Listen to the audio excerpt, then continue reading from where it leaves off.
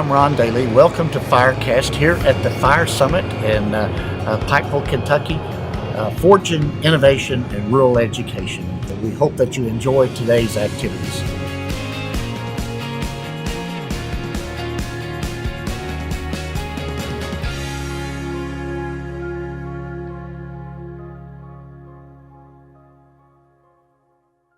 I'm very honored that our first interview is with Judge Tim Thiele, who is the Deputy Secretary for for Health and Family Services.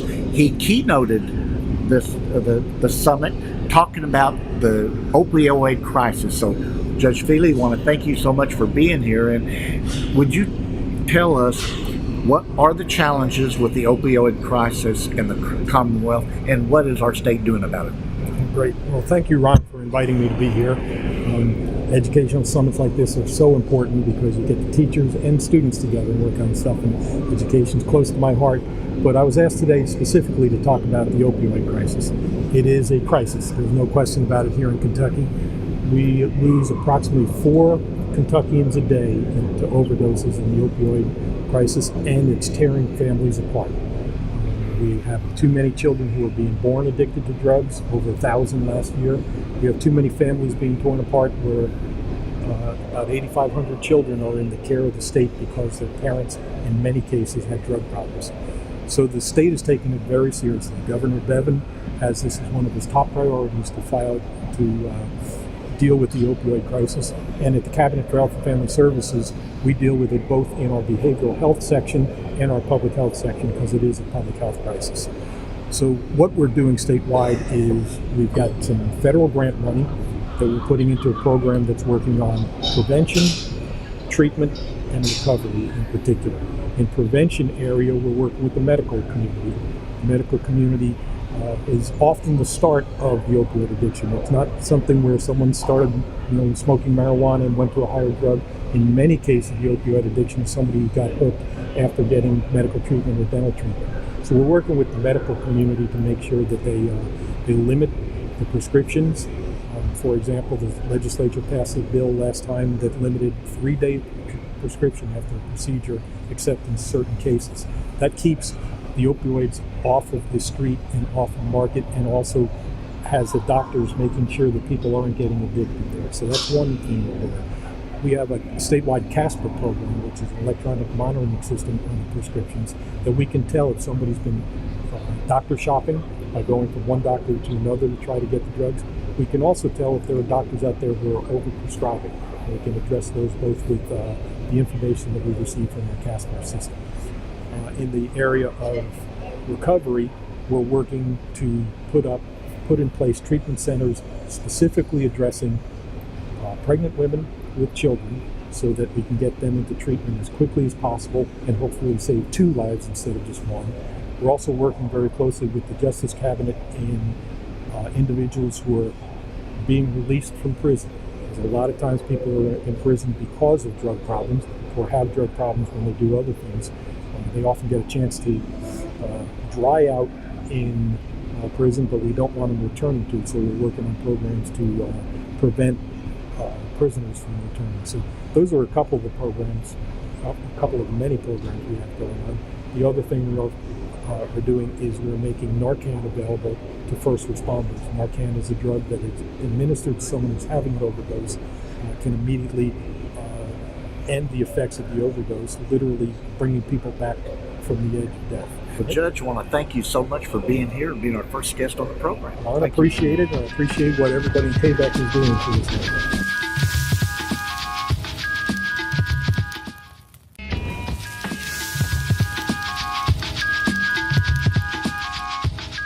Very honored here to have 3 guests, part of a larger delegation all the way from California, from the Galt schools.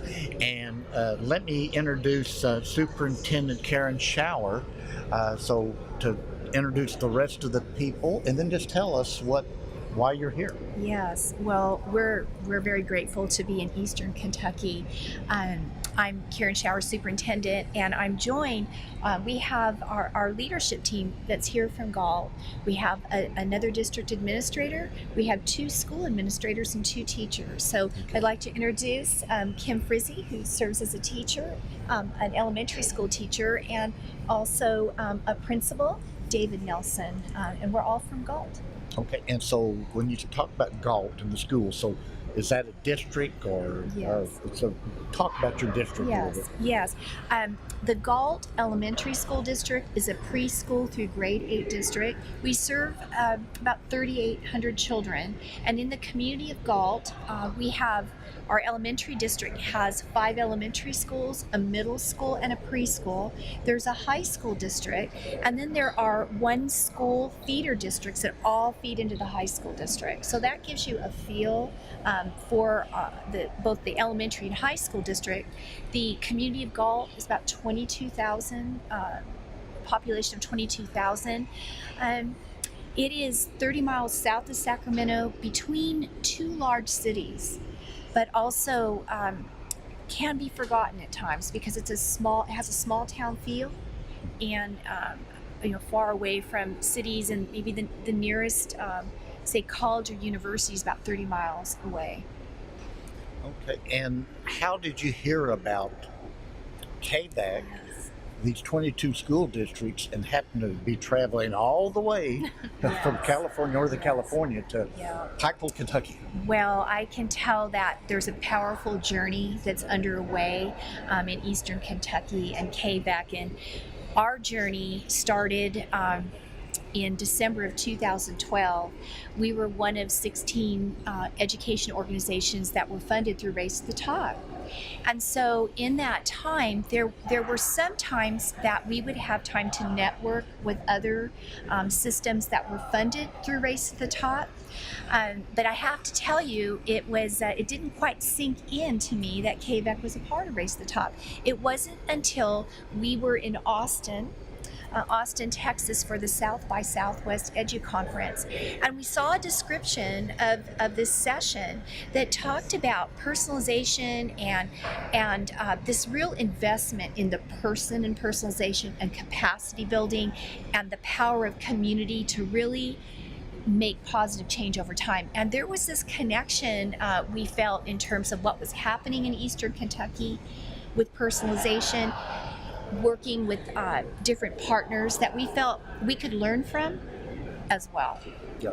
But today, what have you learned about what's going on in these classrooms? Well, I think that one of the things that has really stood out is the way that individual teachers, are able to apply for some of the grants that are being offered. And in today's workshops, seeing the teachers talk about these innovative things that they're doing in their classroom or that they're wanting to do. And as a site administrator, to me that's very intriguing to see teachers kind of step out of the box a little bit, do something, be willing to take the risk, and have a little bit of funding to make that risk happen. So that's been really eye-opening from a lot of different perspectives, from the technology side, which is what some of the workshops have been about, and also from classroom management and others that I've seen. So it's been really eye-opening and very refreshing to see. What have you picked up from today? Being an elementary classroom teacher, I've picked up several nuggets, ideas, things that I can take back and have sparked some ideas and things that maybe I can start to try to carry out in my own classroom and share with my team. But I've also really learned just what a great process for sharing ideas across the board, regardless of what grade level you're in. You can take something away and apply it then to your grade level, and to see how many neat things are going on out here in Kentucky, and that there's some similarities between what we're doing back in Galt and what's going on out here, and that we can share a lot and learn a lot.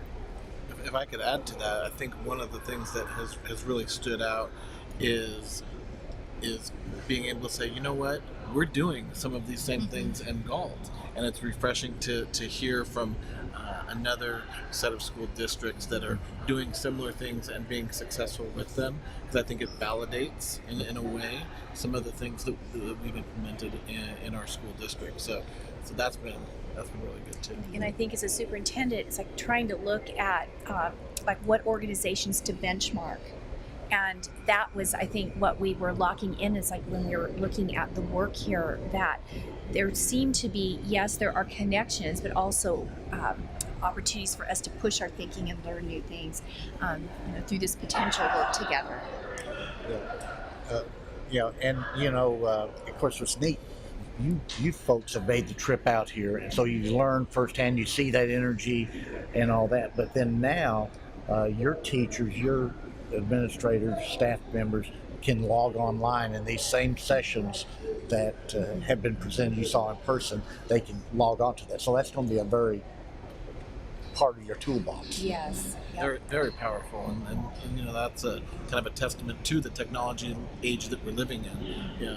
Don't necessarily have to be there, although being here is nice, but being able to log in and see those workshops and those presentations.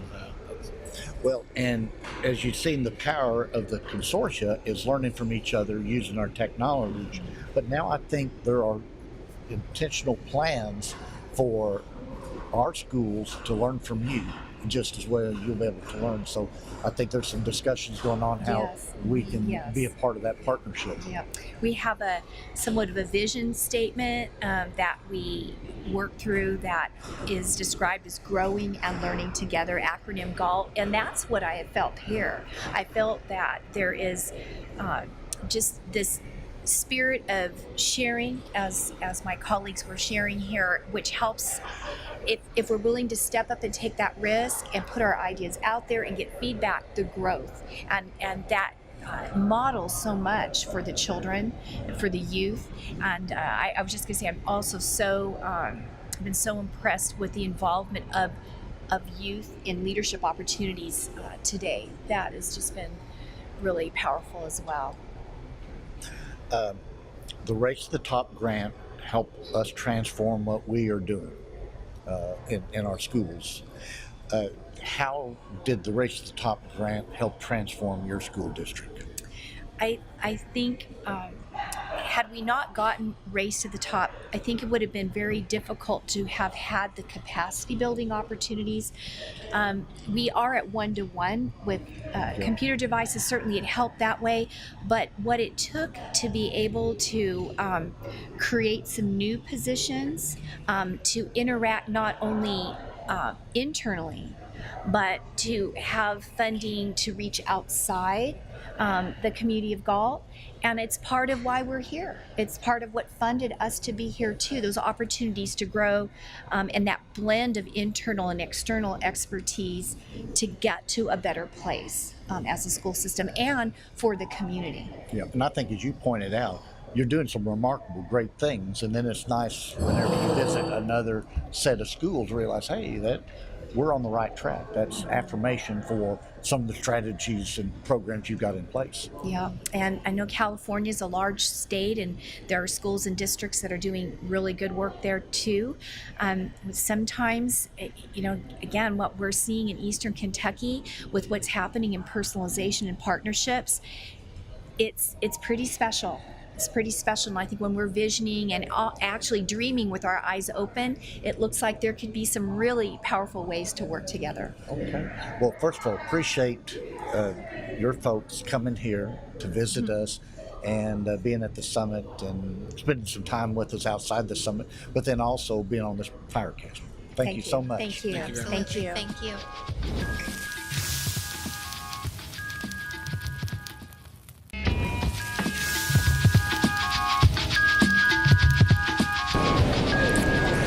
Welcome back. I'm here with Cherie Arrowwood from Jackson Independent, and you have an interesting topic called Lab Rats 2. Yes, sir. So what is that project?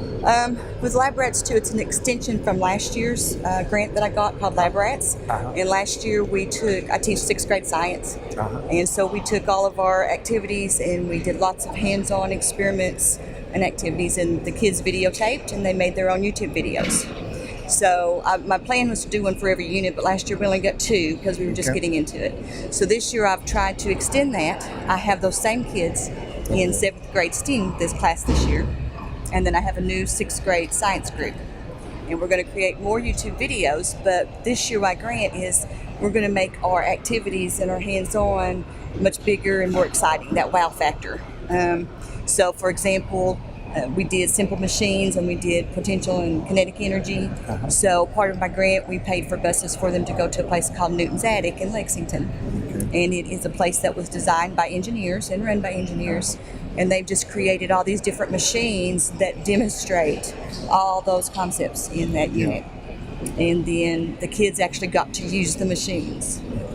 They did, before each machine, they would give a lesson and show them the simple machines. They'd talk about the energy and the energy transfer, and then the students would get to do it. How valuable is a field trip like that?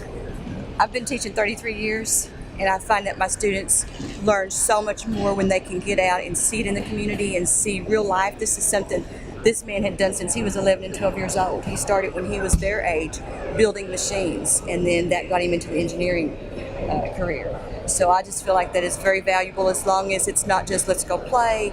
It's all focused on something they're learning, and it's an extension of that learning. Describe a couple more of the type of Lab Rats experiments that you're doing. For example, last year, all of our activities were small because all of my money went to buy the iPads. So we did like small bottle activities with chemical reactions, and they loved it. And then on TV, we got to watch like Steve Spangler or Bill Nye, some of the scientists do things, and I could just see their eyes light up. So this year, for example, one thing we're doing is I bought it's a big flask about 2 feet tall.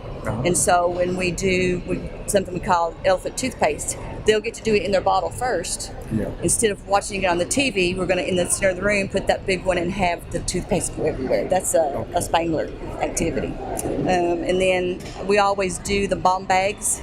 And then you just put a little vinegar in there and shake it, and then it pops it open. Well, this year I have one of the big Ziploc bags. I'm going to fill it up, and in the middle of the room, I'll probably have a mess. We're going to do that activity for the kids. Okay, great. Well, hey, congratulations on your work, and thank you for being on the program. Thank you. I appreciate it. Okay.